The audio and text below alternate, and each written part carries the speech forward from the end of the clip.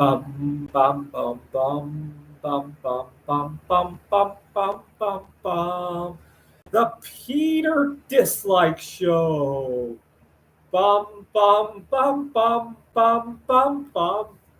It's amazing how much you can get done when there's a time constraint. So I was just at a board game meetup, and I wanted to get home, get something to eat, and quickly guzzle as much water as I can, and quickly take a shower before the sun sets.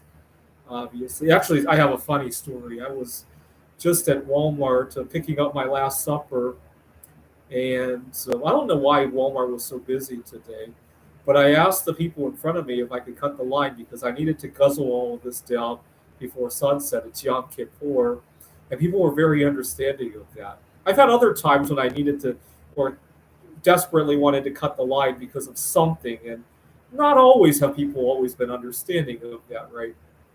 Early on in my intermittent fasting career, I had a couple times when I was fasting and things went sideways and I desperately needed to go get some food or something.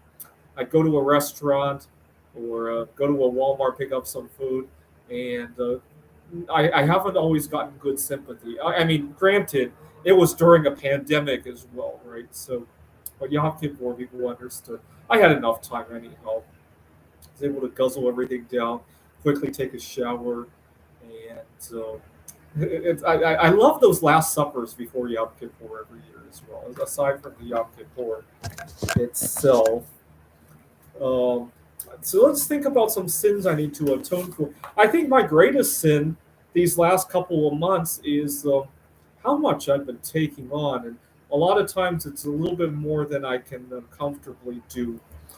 I I was teaching two courses at Phoenix College, and then I hear about teaching opportunities at GCU, Grand Canyon University.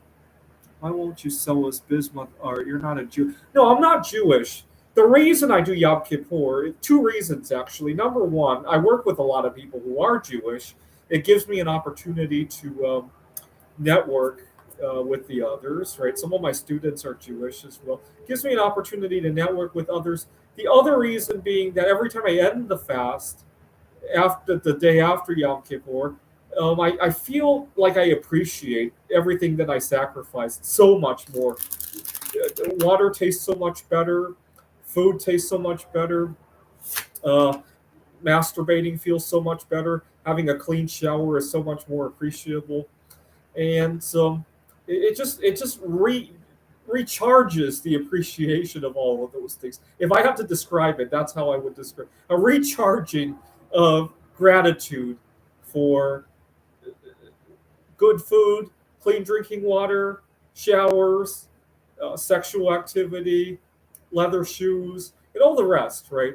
It recharges the gratitude toward all those things. We get so used to doing those things as background activities that we sometimes forget, right? That's the main reason I do Yom Kippur. I guess technically I wouldn't have to do it on Yom Kippur, but it's great to do it with other people. It's usually a very hot day as well, so it makes the water that much more precious, right? All right. Do you fast for that 40 days? No, my longest fast was 80 some hours. I actually almost blacked out at the end of it. Now I'm thinking one of these days when I have some kind of terminal illness, especially if I develop any sort of incontinence, right? I cannot imagine why anybody who would poop their pants day in and day out still want to live, right? If I ever got incontinence, I could just stop eating and just go, right? I just, and plus, for the time being that I'm stopping eating, I probably wouldn't have much poop to pass anyway. All right, fortune telling. Let's do it one step at a time. Burnout situation. Let's do fortune telling on that. Equals 21, 2, death. Okay. I did take on a little bit more than I could chew. Teaching four different courses at the moment. I know why I took it. I had just recovered from a toxic workplace situation, and I I didn't want to be locked into one job, right? I wanted to kind of diversify a little bit, which gets me to the next thing I want to fortune tell about. So the idea of looking for that life partner so that the two of us can share this load. Right now, I'm kind of taking on everything, including the cooking, the cleaning.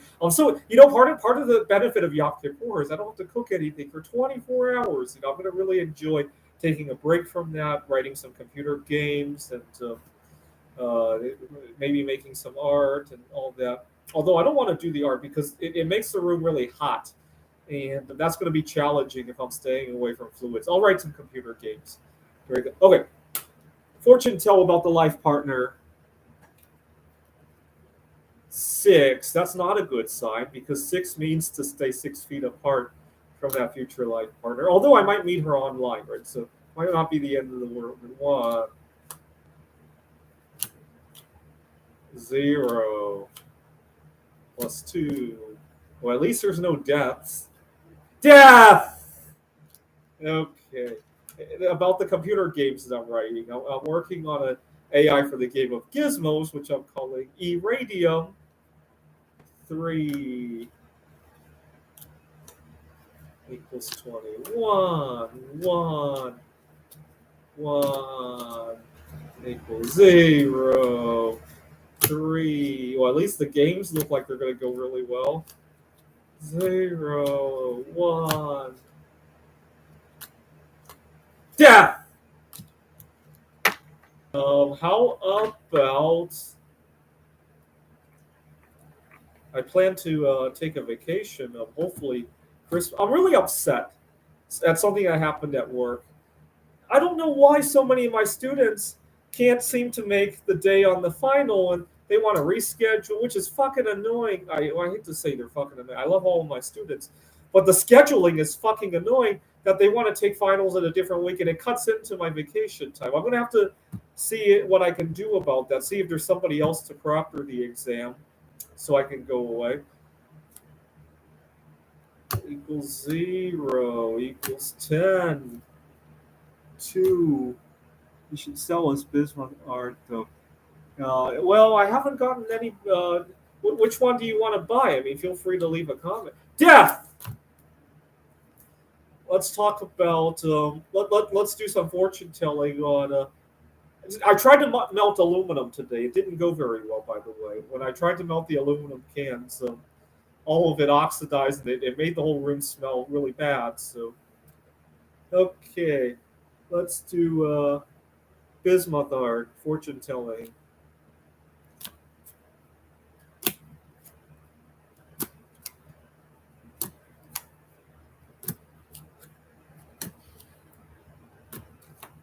Death!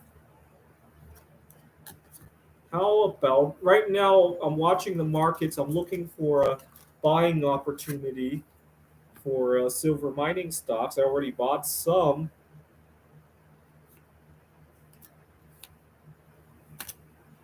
Well, 5 means to procrastinate.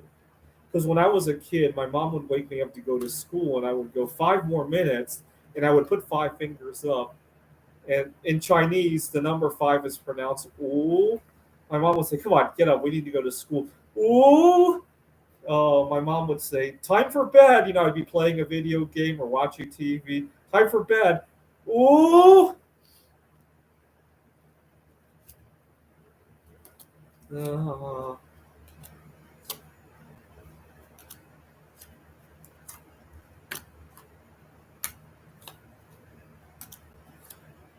ooh.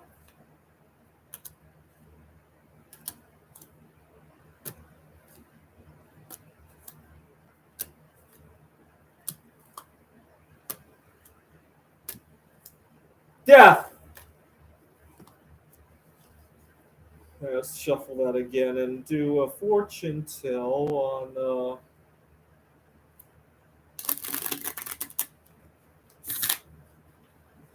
It was really frustrating because my student who wanted to reschedule. Don't get me wrong, I love the student, but I dislike how hurry paced our culture is with our scheduling and our time. My student was wanting to reschedule the exam because he just finished high school in a different part of the state, and he wants to go home during the holiday season to spend time with his girlfriend. And as he's talking to me, I'm thinking, gee, I think I would like to go out there and meet somebody too, right? So it just felt a little bit unfair that he was transferring his burden to me, right? Uh, but I'm kind of sensitive to stuff like that. I had another student who needed to reschedule, and his reason was that his grandmother is had just recovered from COVID. She might have had some long term symptoms, and he wanted to spend time with his grandmother, who was 85 years old or however old. And I'm thinking to myself, I have an 85-year-old grandmother as well, and you're taking away. You want to spend some time with your grandmother, but it takes away time for me to spend with mine, right? I didn't say it to him like that, obviously, but that was what was flowing through my head. And at the same time, it's not that I dislike the student. I love that people want to spend time with people that are significant to them. Both of these. The thing is, I don't like how one has to come at the cost of the other, right?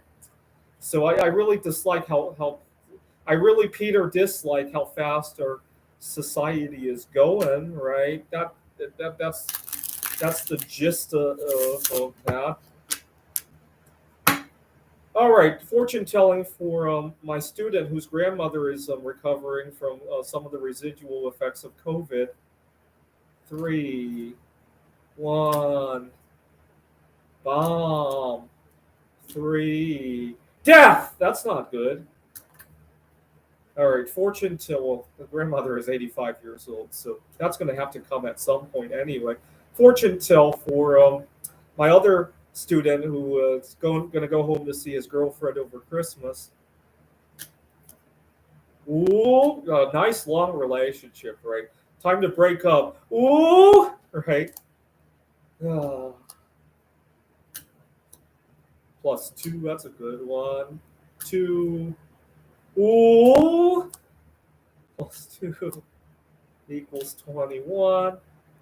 Two, three, three. Ooh, that's a good sign. Zero. Death. Well, at least they delayed the breakup like 3 times, right? Ooh, right. Except hopefully those are 5 more years, not just minutes, right? Like time. They get into a fight. They think about breaking up. Ooh, right? 5 more years.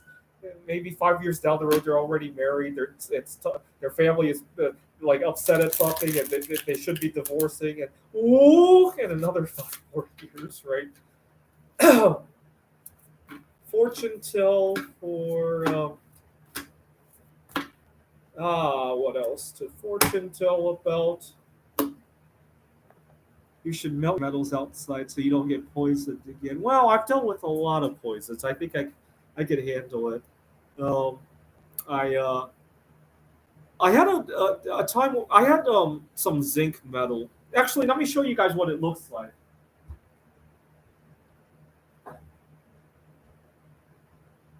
So this is slag from melting zinc. Now, I'm not sure what zinc compound it is, but I tried to do carbothermal reduction to get the zinc back. And when I did it, I got this weird smelling gas. It smelled like it had a very strong earthly smell, like wood or something like that. And it made me incredibly dizzy. And so when I looked up some literature on it, I think it might have been hydrogen cyanide actually, because um, that's the only thing that really has a smell and is kind of toxic. So I think I'm fine. I got good ventilation. Have you heard of? Saber would use it to make different things. He liked to burn hair. Come to think of it, where's my hairbrush? Where's my lighter? Let's see if I can pull out some hair. There's a nice long strand of hair. Ready?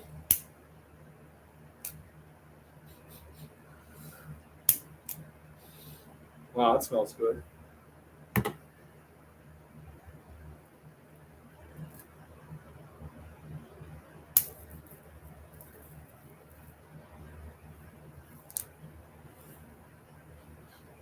Ah, I love that smell.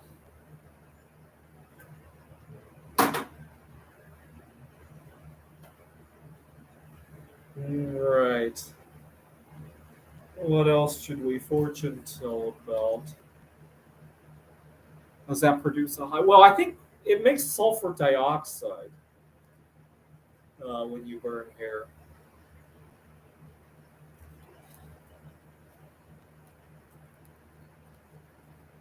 Let's see.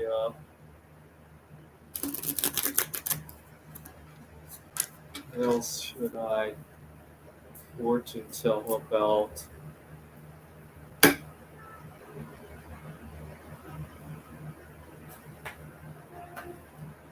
Maybe I'll show you guys some of my recent art projects as well.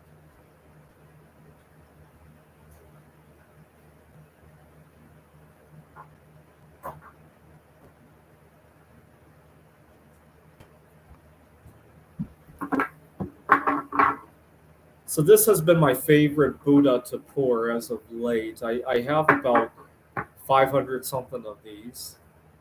They're made of zinc, and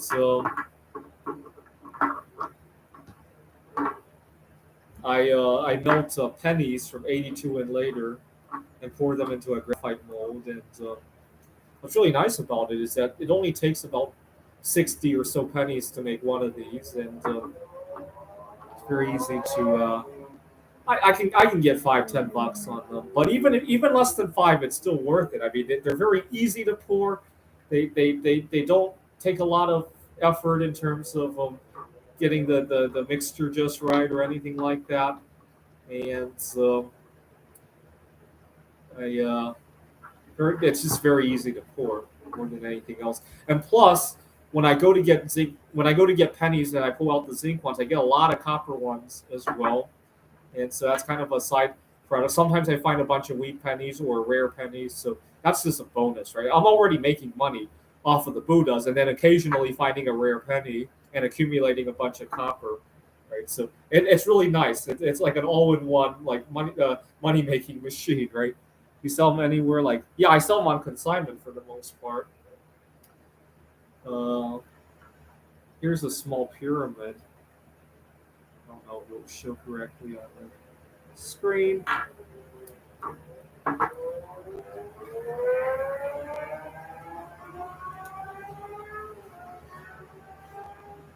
What else can we do? I got some other cards to do fortune telling. Just a second.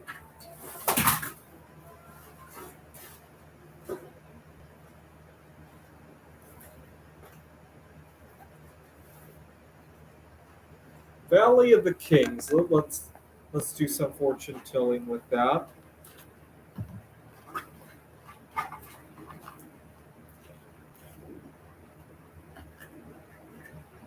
I got a funny story about playing games at the board game meetup. We were playing Quacks. This is a press your luck kind of game where you draw tiles from a bag, and one of our opponents was scoring really high. Like he was scoring 150 when the typical scores were in the 50 to 60 range. And for a while, we thought he was just really good at it until one of my other opponents discovered he was cheating. He was peeking into the bag before drawing, and somebody actually recorded him on video. And it's just really when I heard that somebody was cheating, I thought they had wagered money on the game. I'm like, gee, why would anybody cheat at a board game meetup? And I was like, how much money was on the line? And so the guy told me nothing, and it just made it that much more funnier that somebody would cheat when there wasn't any money on the line. Now the guy doesn't know he got caught cheating, and I've been trying to tease him into playing another game. And another friend of mine, he and I and the cheater, or he and I are going to convince the cheater to play with us, but we're going to cheat too, and we're going to see his reaction when everybody gets a really high score. So hopefully next Friday, uh, this other friend and I are going to trick him into playing quacks with us, and then we're all going to cheat. I've been kind of practicing the cheating in preparation for that.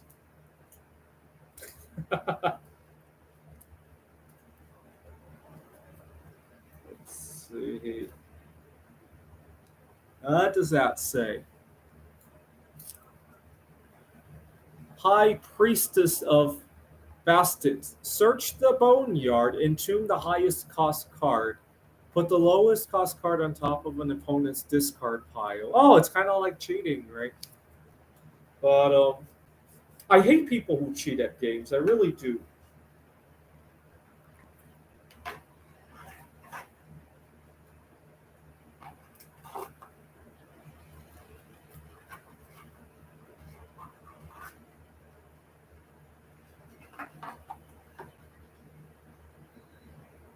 I used to play backgammon competitively, and unfortunately, I can't play at the beginners division anymore because I'm too good for beginners. In the intermediate division, the entry fees are just ridiculous, so I can't really play anymore.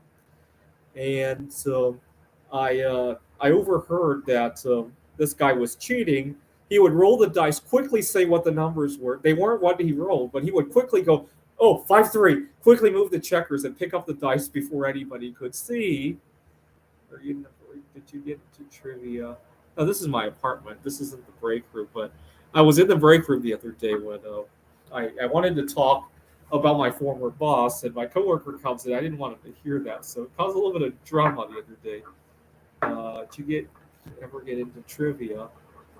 But getting back to the story about backgammon, I had a opponent who would he'd say he wanted to roll a 5-4. Right? He would roll the dice. It was a 5-3. He would quickly call, "Oh, 5-4." Pick up the dice and move the checkers really quickly before anybody saw what the dice were.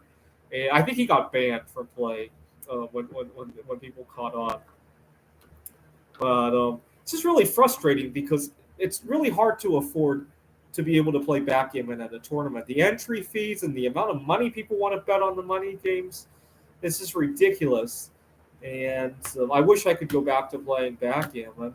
Sometimes when I think about what I might do if bismuth prices go to the moon, playing backgammon competitively is on that list, as well as living a little bit closer to campus. I love my job. I wouldn't quit it, but I would make myself more comfortable while working on it. Right? I would live closer to the campus.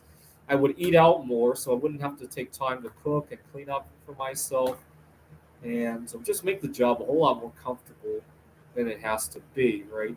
I might even, depending on how much money I make off of the bismuth, I might even offer the school some money to do renovations so I can have a nicer office to sit in, right? Depending on how high, right? If I'm making billions of dollars of bismuth, I might consider that, right? Just to make everything more comfortable, right? Because I love my job. It's not like I want to quit. I just want to make the job more tolerable, right? Or comfortable, if you will, right? Uh, let's see. What else do I need to fortune tell about? How about bismuth prices? When are they going to go to the moon? Ooh, might have to wait 5 millennia for that to happen, I guess. 2, 0, 0, 0. Oh my God, bismuth's gonna go to zero and death.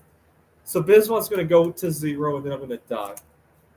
At least I could. If bismuth goes to zero tomorrow, I suppose I could just hoard up on it and make more art, right? I guess it wouldn't be the end of the world, right? It's not like all my money's tied up there. +1. Social distancing. Right. +2 equals 21. 0, 0.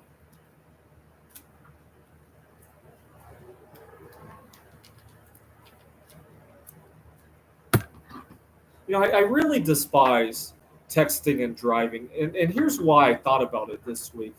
I had gone online to renew my car insurance, and the bill had gone up a lot. And it wasn't anything of my doing. I haven't gotten into any accidents. I haven't gotten a ticket or nothing crazy. My credit score has improved a lot. So I was trying to find out why it had gone up so much. I have Geico, and the agent explained to me it was nothing of my doing. And that's fine. And I'm upset, but at the same time, I'm thinking to myself, I got to be more careful because the last thing I want to do is to get into an accident and make it go up even more than it has to go, right? That's a very logical thing to think, right? And my second thought was, I hope other drivers on the road feel the same way, because our roads are crazy enough. I don't think I need to tell you guys, right, how crazy the roads can get sometimes. And so I thought that's a good thing. There's a silver lining to that. Even though my car insurance might have gone up 20%, at least if it encourages people to drive safer, that's not the end of the world, right? And then I go out onto the road and I see even more aggressive driving, and my heart sinks. I'm like, how can you afford to do that? And then I remember these people are not affording it. They're staying in student loan debt. They're maxing out their credit cards just to live for the moment. This is really frustrating to see, right? Uh, why don't you stop driving so aggressively? Save on your car insurance, pay off your student loans, right? Kill two birds with one stone, right? This is really frustrating to see how we organize our lives here in the United States, right? Oh man, but so but the good thing is that because inflation is so high, I raised the deductible on my car insurance, because it's just as much as it was before now, right? So that did put a limit to how much the premium went up. What are we gonna fortune tell about? Oh, how about fortune tell about how safe I'm gonna be in my car? Because the roads are just too crazy for every day I go out. I almost have to say a prayer that nothing goes wrong. I'm kind of in a situation where I don't want my car to be damaged. I mean, it,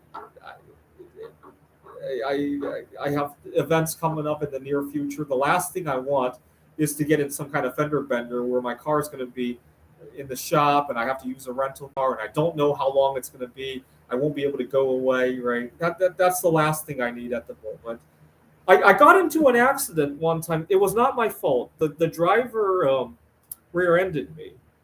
My car needed to go to the repair. This was 2022 when there were still a lot of COVID supply shocks. And I got a rental car. And so, as it happened, I was living in Seattle. I had a job interview in Missoula, Montana. So I drove the rental car to Missoula. And while I'm there, finally my car's ready. They refused to give me more time on my rental car. I mean, this is for an accident that's not my fault. People see, the insurance company needs to recognize when you get into an accident, especially if it's not your doing, your life goes on, right? You have job interviews to tend to. You might have a family event. God forbid, somebody in my family in Taiwan could have had an issue, and I could have had to go home, right? If you cause an accident, you should be responsible for all the fallout of it, right? That's what a lot of people don't understand, especially the insurance companies.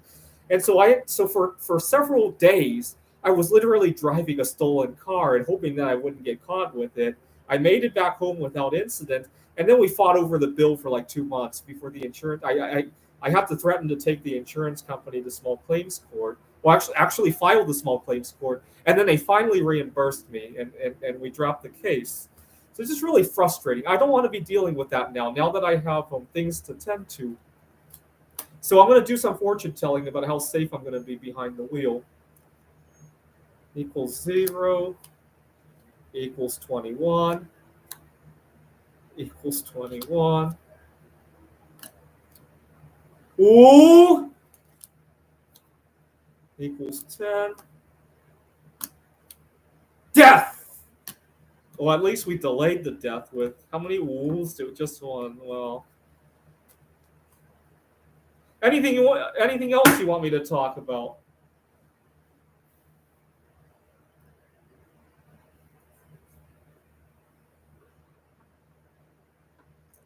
Anything else at all?